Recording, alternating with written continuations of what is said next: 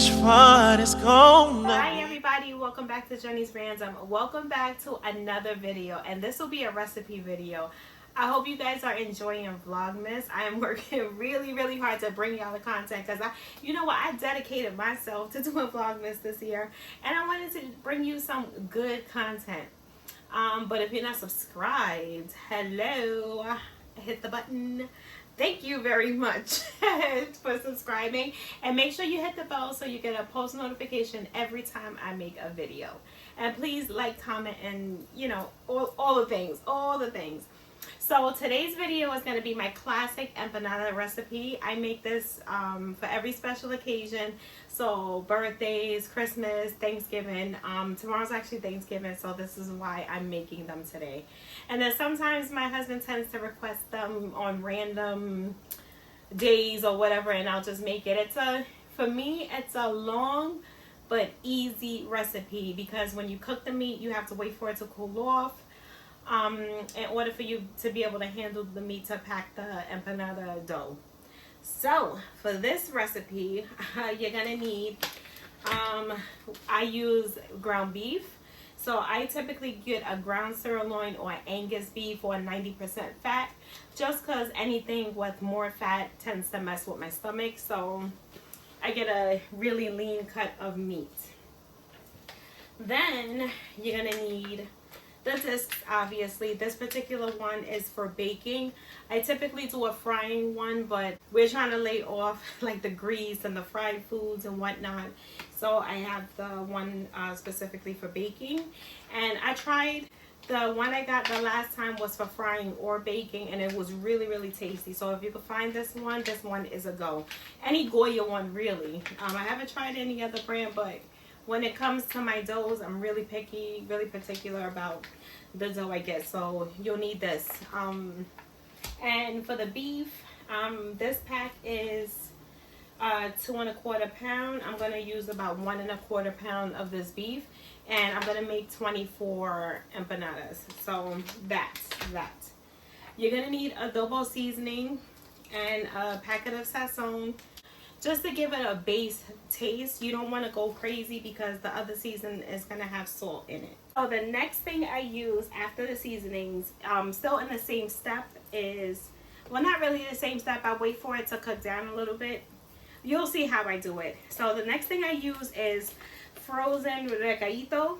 This is how I say it makes the step a little easier when you use the already pre-made seasoning, because obviously, you know, the classic way is to make your own herb spice mix, fresh cilantro, fresh garlic, onion, peppers, and then whatever else you add to yours. But this is the easiest way to get the flavor without all the hassle. And some people, like my husband, just don't like the fresh ingredients. He prefers the taste of it, but not necessarily running into like biting into like a piece of cilantro or a piece of pepper. He doesn't like that. He likes the flavor, not the fresh herbs. So I get this. I also get the frozen sofrito, which is really delicious. I use this in beans. I use this sometimes to season meat. This for my rice, my beans, for sure. So these two together, chef's kiss. Okay, so those are the things you're gonna. I'm gonna take you over to the stove to show you the first step. Okay, gang, so now the pot is hot and I'm just gonna hit this with a little non-stick spray just to help the process a little bit. You don't have to do that step because you know, it's not that big a deal, but for me, the fact that this doesn't have too much fat in it, it's gonna need help to not stick.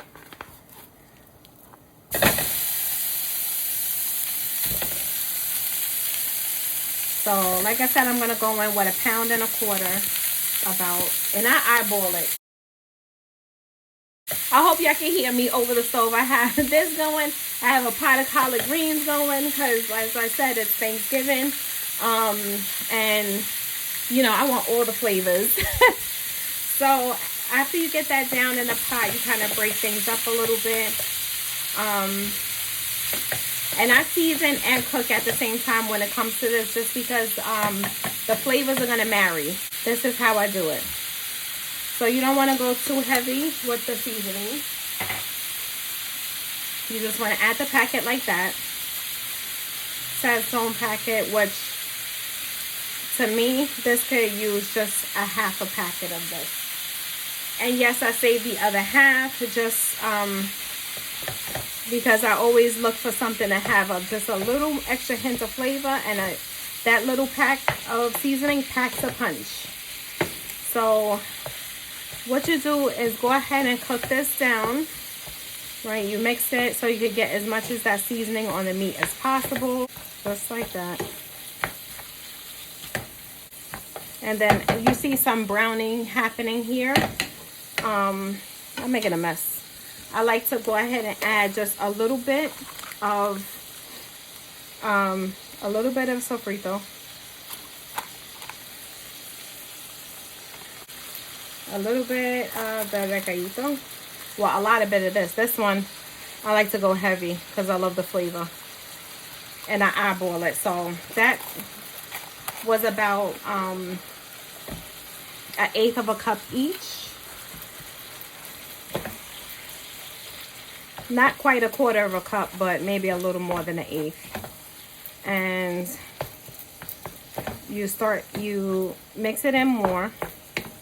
Very easy recipe. You don't have to fuss about it really. So at this point, I'm going to go ahead and cover this and let it cook down some more, and I'll come back. All right, gang. So after about,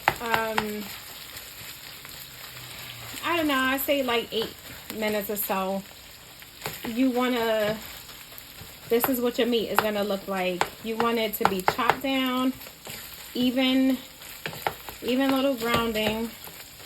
And here is where, after it's, you know, cooked through, the meat is all brown for the most part.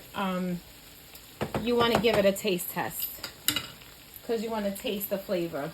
I haven't added any more seasoning, but I already know I'm going to have to add more. Yeah. So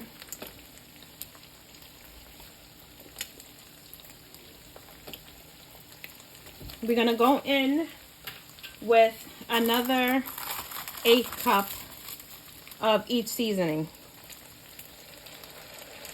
Make it look just like that. Very easy. About the same amount. Don't make a fuss about it. Make sure it's even Steven. Alright. I also do this with chicken breasts.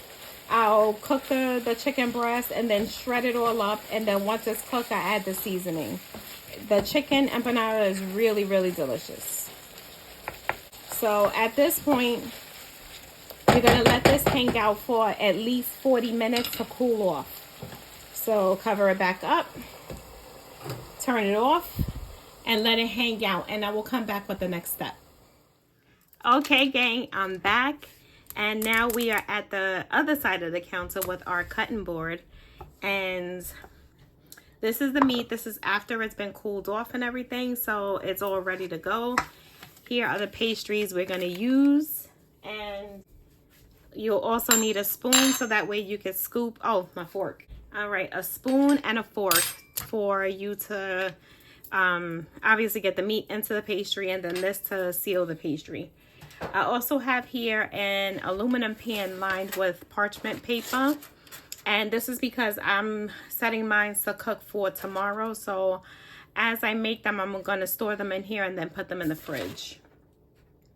So let's get started. So each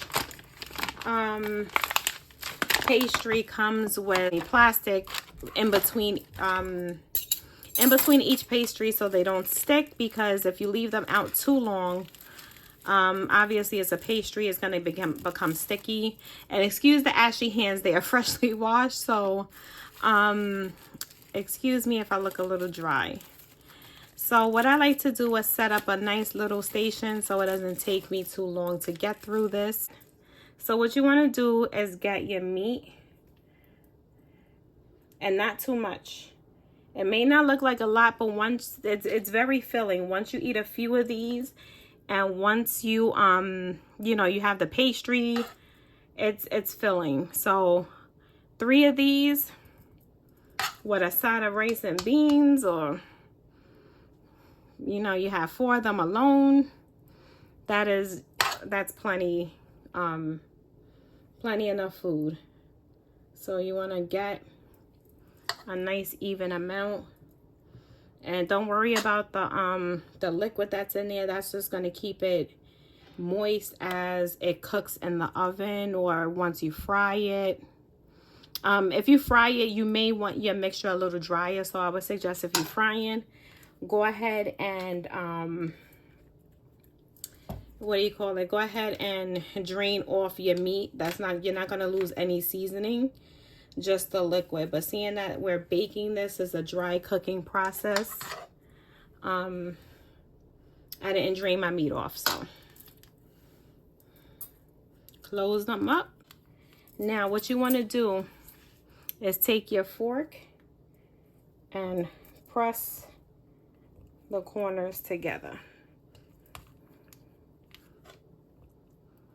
just like that. And this is going to keep the pastry closed like this. Perfect.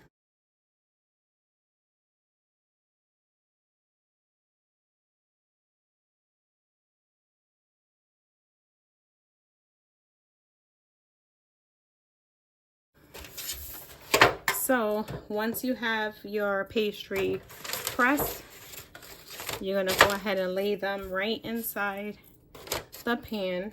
You want to make sure they're not touching. Make sure they don't touch because they will stick together. And that's why you need the parchment, so they don't stick to the pan. You don't want to put any nonstick spray and have it sitting overnight. That's going to make it too oily. You want to use a dry barrier between the pan and the pastry.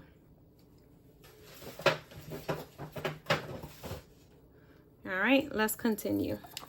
Life goes up and it goes down.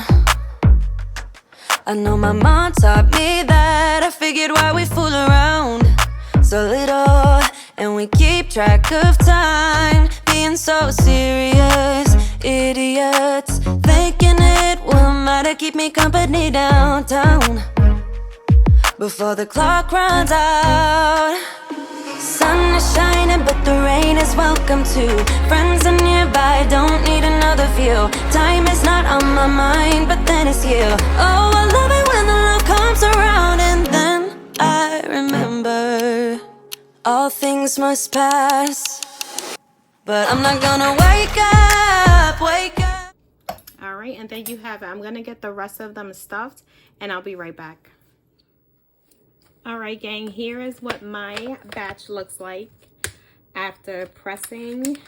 I have 2 layers of them, so I was able to get 29 6-inch pastries out of 1.25 pounds of ground beef. So this is what it looks like.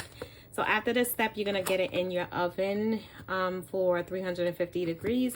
You'll see how it comes out. I say the rule of thumb is 350 to 375 degree oven for 30 minutes. And then after the 30 minutes or in between, so you want to go 15 minutes of baking. You want to check it, flip it. And you're baking on a cookie sheet. I wouldn't suggest a pan. I mean, you could do a pan. You could just very well do it in batches in the pan, but you must lay them flat. Okay, gang, so once you're done with the 30 minutes, I think mine took a little longer, and I had to crank my oven up, so I started off at 380, not 350, and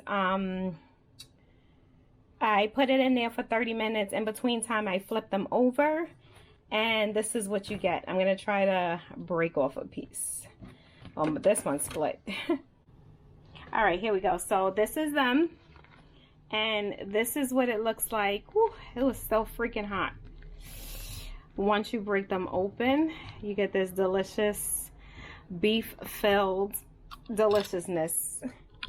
Nice and wonderful, perfect for parties. Close my cabinets. Anyway, I thank you guys for watching, and I hope you guys enjoyed this recipe, and I'll see y'all in the next one. Bye. This Christmas, fireside. blaze it. Pride